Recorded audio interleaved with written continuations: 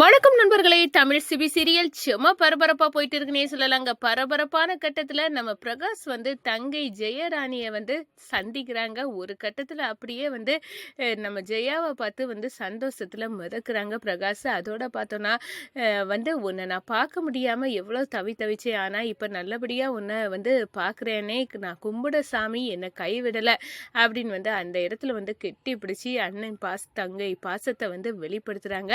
நாம தமிழும் ரொம்பவே சந்தோஷப்படுறாங்க. அதை பற்றி தான் இந்த வீடியோக்குள்ளே பார்க்க போகிறோம். அதுக்கு முன்னாடி சேனலுக்கு லைக் அண்ட் சப்ஸ்கிரைப் பண்ணுங்கள் ஃப்ரெண்ட்ஸ். பக்கத்தில் இருக்க பெல் ஐக்கானையும் கிளிக் பண்ணுங்கள். அப்போ தான் நான் போடுற ஒவ்வொரு வீடியோவும் நோட்டிஃபிகேஷனாக உங்களுக்கு கிடைக்கும். வாங்க ஃப்ரெண்ட்ஸ் வீடியோக்குள்ளே போகலாம். ஃபஸ்ட்டு எடுத்த உடனே பார்த்தோன்னா ஒரு செம அதிரடியான பரபரப்பு கட்டம் தான். நம்ம தமிழ் வீட்டுக்கு வந்த உடனே நம்ம ஜனகாமா அவங்களுக்கு உணவு ஊட்டுறாங்க. அதோட பார்த்தோன்னா இந்த பாரு தமிழ், இப்படிப்பட்ட முடிவை என்றைக்குமே எடுக்கக்கூடாது. உன்னால் நான் கஷ்டப்பட மாட்டேன், எனக்கு நம்பிக்கை இருக்குது. ஆனால் நீ எதுக்காக இப்படி ஒரு முடிவை எடுத்து என்ன கஷ்டப்படுத்துகிற தமிழ்? நீ என் கூட இருக்கிறதுல தான் எனக்கு பலமே இருக்குது. உலகத்தில் எல்லா விஷயமும் போராடி தான் கிடைக்கும். போராட்டம் இல்லாத ஒரு வாழ்க்கை அமையாது அப்படின்னு அந்த இடத்துல நம்ம தமிழுக்கு ஒரு புத்திமதியை நம்ம ஜனகம்மா சொல்ல நேரம் எனக்கு புரிஞ்சுது. நான் உங்களை எவ்வளோ கஷ்டப்படுத்திட்டேன் இப்படி ஒரு முடிவை எடுத்து அப்படின்னு நான் உணர்ந்துட்டேன் ஜனகம்மா. நான் இனி உங்களை ஒரு காலமும் விட்டு போக மாட்டேன் அப்படின்னு அந்த இடத்துல நினைக்கிறாங்க. இந்த சைடு பார்த்தோன்னா நம்ம மீனா பிரகாஷ் கிட்ட நின்று புலம்புறாங்க. தமிழை எங்கே போனாலும் தெரியலையே, அவள் எதுக்காக இப்படி ஒரு முடிவு எடுத்துகிட்டு போனா அப்படின்னு அந்த இடத்துல புலம்ப நேரம், என்ன என் மருமக தமிழ் இந்த வீட்டில் இல்லையா, அவள் எங்கேயோ போயிட்டாளா, என்னை விட்டுக்கிட்டு அவள் எப்படி போவா அப்படின்னு அந்த இடத்துல நம்ம பிரகாஷ் அப்படியே பதறாங்க. எங்கடா தமிழ் அப்படின்னு நினச்சிட்டு இருக்காங்க. ஒரு கட்டத்தில் தமிழ் வீட்டுக்கு வந்ததோட இனி பிரகாஷ் மாமாவையும் சந்திக்கணும் அப்படின்னு வந்த உடனே பிரகாஷ் ரூமுக்கு தமிழ் வராங்க. அவங்களுக்கு ஏகப்பட்ட சந்தோஷம். பிரகாஷுக்கு நீ வீட்டில் இல்லை அப்படின்னு மீனா இங்கே நின்று சொல்லிட்டு நின்னா, நான் நீ இல்லாத உடனே என்னை விட்டுட்டுலாம் எப்படி உனக்கு போக மனசு அப்படின்னு நான் நினச்சேன். ஆனால் நீ மறுபடியும் வந்துட்டல தமிழ், எனக்கு ரொம்ப சந்தோஷம். ஆனால் இப்படி ஒரு முடிவை நீ எடுக்காத, உனக்காக உன் மாமி இருக்கேன் அப்படின்னு அந்த இடத்துல நம்ம பிரகாஷ் தமிழ்கிட்ட சொல்கிறாங்க. அதோட பார்த்தோன்னா தமிழ், எனக்கு என் தங்கச்சி ஜெயா அம்முவை பார்க்கணுன்னு ரொம்பவே ஆசையாக இருக்குது, என் அம்முவை எனக்கு பார்க்கணும் அப்படின்னு அந்த இடத்துல சொல்லுறாங்க. மாமா, நம்ம நீங்கள் இப்படி நடிச்சிட்டு இருக்கிறதுக்கு காரணமே அந்த கணேசனோட திட்டம் அவ்வளோத்தையும் அவன் வாயால் சொல்ல வைக்கணும்னு தான். ஆனால் இப்போ எங்கள் அம்மாவை நீங்கள் பார்க்க வந்தீங்கன்னா ஏதாவது பிரச்சனையாகிருமா மாமா அப்படின்னு கேட்க நேரம், கணேசன் இல்லாத நேரத்தில் என்னை அப்படியே வீல் சேரில் வச்சு கூட்டிகிட்டு போனது மாதிரி உங்கள் வீட்டுக்கு கூட்டிகிட்டு போய் அவுட் ஹவுஸுக்கு கூட்டிகிட்டு போய் அங்கே நான் அம்முவை சந்திக்கணும் அப்படின்னு அந்த இடத்துல சொல்ல நேரம், சரி மாமா நான் ஏற்பாடு பண்ணிடுறேன் அப்படின்னு அந்த இடத்துல சொல்கிறாங்க. கணேசன் இல்லாத நேரத்தில் வீல் சேரில் வச்சு மாமாவை சுற்றி காட்ட போகிறேன். ஒரே இடத்துல இருந்தால் அவங்களுக்கு கொஞ்சம் வருத்தமாட்டம் இருக்கும், அதுக்காக நான் கூட்டிகிட்டு போகிறேன் அப்படின்னு நம்ம பிரகாசை இருத்தி வச்சு கூட்டிகிட்டு போய் காட்டுறாங்க. அப்போ தான் அவுட் ஹவுஸுக்கு நைஸாக நம்ம தமிழ் கொண்டு போகிறாங்க. அங்கே போன உடனே எலும்ப ஆரம்பிச்சிட்டாங்க நம்ம பிரகாஷ். அம்மு அம்மு அம்மு அம்முன்னு கூப்பிட்டு.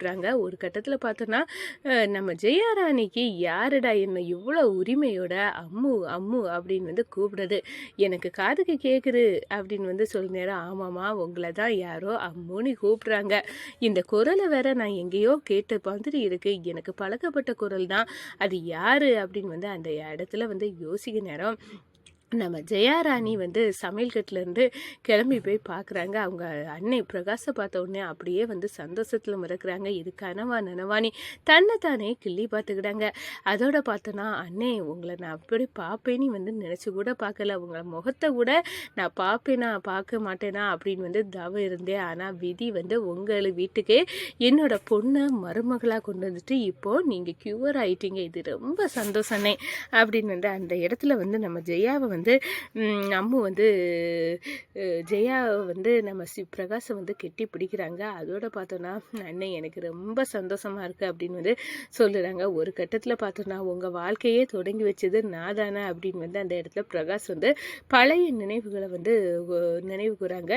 ஜெயாராணிக்கும் ரத்தினத்துக்கும் கையில் தாலியை ரத்தினத்துக்கு கையில் எடுத்து கொடுத்து இந்த பாரு ரத்தினம் நீ வந்து நல்லா இருக்கணும் என் தங்கச்சி ஜெயா கூட அப்படின்னு வந்து கெட்டு அவள் கழுத்தில் தாலி அப்படின்னு வந்து தாலியை கெட்ட வச்சு அந்த நினைவை வந்து நினச்சி பார்க்குறாங்க. கடைசியில் பாத்தியா ஜெயாராணி நம்ம 2 பேரும் உறவு பிரியக்கூடாது அப்படின்னு வந்து என் பையனுக்கும் உன்னோட பொண்ணுக்குமே வந்து கல்யாணம் முடிஞ்சிட்டு இப்போ வந்து தமிழ் என்னோட வீட்டுக்கு மகாராணி ஆயிட்டா அப்படின்னு வந்து அந்த இடத்துல சொல்ல நேரம் ஆமனே.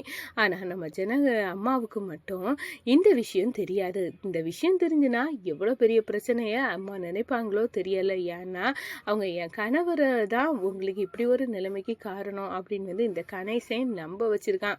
அதனால தான் என்ன நடக்குமோ தெரியலம்மா அப்படின்னு வந்து அந்த இடத்துல சொல்ல நேரம் கவலைப்படாத அம்மோ, இப்போ நான் தான் நல்லா இருக்கேன்ல, கண்டிப்பாக எந்த பிரச்சனையானாலும் அம்மா கிட்ட வந்து நான் பேசி சரி பண்ணிடுவேன், எனக்கு அந்த நம்பிக்கை இருக்குது. ஆனால் இந்த கணேசனை வந்து நம்ம கையுங்களவுமா பிடிக்கணும், அவன் தான் என் பிரச்சனைக்கெல்லாம் காரணம் அப்படின்னு வந்து தெரியப்படுத்தணும். அதுக்கான எவிடன்ஸுக்காக தான் நானும் தமிழும் வந்து சேர்ந்து பிளான் பண்ணி எனக்கு உடம்பு இன்னும் சரியாகத்தது மாதிரி நான் நடிச்சிட்டு இருக்கேன். எல்லாம் இந்த கணேசனை கூடிய சீக்கிரம் பிடிக்கிறது வரைக்கும் தாமா. அதுக்கு பிறகு நம்மளுக்கு வந்து வேற பிரச்சனை இருக்காது. நம்ம வந்து கண்டிப்பா நீ வந்து எங்க வீட்டிலே வந்து இருக்கலாம் அம்மு, எந்த பிரச்சனையும் இல்லை. அம்மா உன்னை பார்த்தா சந்தோஷம் தான் படுவாங்க. ஏன்னா என் பிரச்சனைக்கு காரணம் ரத்தினம் அப்படின்னு வந்து நினைச்சுதானே அம்மா வந்து இவ்வளவு தூரத்துலேயே வந்து வருத்தப்பட்டுட்டு இருக்காங்க. இந்த வருத்தம் எல்லாம் தவிடுபொடி ஆகுமாறு நான் கணேசன் தான் வந்து என் நிலைமைக்கு காரணம் அப்படின்னு வந்து கூடிய சீக்கிரமா வெட்ட வெளிச்சம் பண்ணுவேன், அது வரை வந்து வருத்தப்படாதம்மா அப்படின்னு வந்து அந்த இடத்துல வந்து சொல்றாங்க. சரி மாமா, நீங்கள் எங்கள் அம்மாவை பார்க்கணுன்னு நினச்சிங்க, வந்து பார்த்தாச்சு, போதுமா அம்மா, உனக்கும் சந்தோஷம் தானே? நான் கும்பிடு கடவுள் கைவிடலை தமிழ், என்னை வந்து நான் இதுக்காக தான் நான் வாழ்ந்துட்டு இருந்தேன். இப்போ எங்கள் அண்ணனும் கியூராகி என்னை ஏற்றுக்கிட்டான். அப்படி இருக்க நேரம் இதில் எனக்கு சந்தோஷம் இல்லாமையா இருக்கும் அப்படின்னு வந்து அந்த இடத்துல ஜெயராணி சொல்கிறாங்க. யாருக்கும் சந்தேகம் வந்துடக்கூடாது, மறுபடியும் மாமா அங்கே போய் வந்து படுத்த படுக்கையாக நடிக்கணும். அப்படி நடித்தாதான் இதுக்கெல்லாம் காரணமும் கணேசன் தான் அப்படின்னு வந்து அவரை கையுங்களவுமா ஜனகாமாட்டன் நிரூபிக்க முடியும். அதனால நம்ம இங்கேருந்து கிளம்பிடுவோம் அப்படின்னு வந்து அந்த இடத்துல வந்து நம்ம தமிழ் வந்து பிரகாஷை மறுபடியும் வீல் சேரில் வச்சு அப்படியே வந்து வீட்டுக்கு கூட்டிகிட்டு போய் படுக்க வச்சுறாங்க. ஒரு கட்டத்தில் பார்த்தோன்னா நம்ம கணேசனுக்கு என்ன இந்த தமிழ் யாருக்கும் அந்த மீனாக்கு வர இல்லாத ஒரு பாசத்தை இந்த பிரகாஷ் மேலே காட்டிக்கிட்டு இப்படி பிரகாஷை கூட்டிகிட்டு போகிறான்னா இவங்களுக்குள்ள இந்த மருமக இந்த உறவை சிவி மூலம் வந்த உறவை விட வேற ஏதோ ஒரு உறவு இருக்கிற மாதிரி இருக்கு. இந்த தமிழை பற்றி பார்த்தா நம்மளுக்கு தெரிஞ்சவங்க மாதிரியும் இல்லை. அதுக்கு பிறகு எப்படிடா வந்து இவங்களுக்குள்ள ஒரு லிங்கம் வந்து இருக்கு, எனக்கே வந்து சந்தேகமாக தான் இருக்கு, இதை சாதாரணமாக எடை போட முடியாது அப்படின்னு வந்து பிரகாஷ் வந்து திங்க் பண்ண ஆரம்பிச்சிட்டாங்க.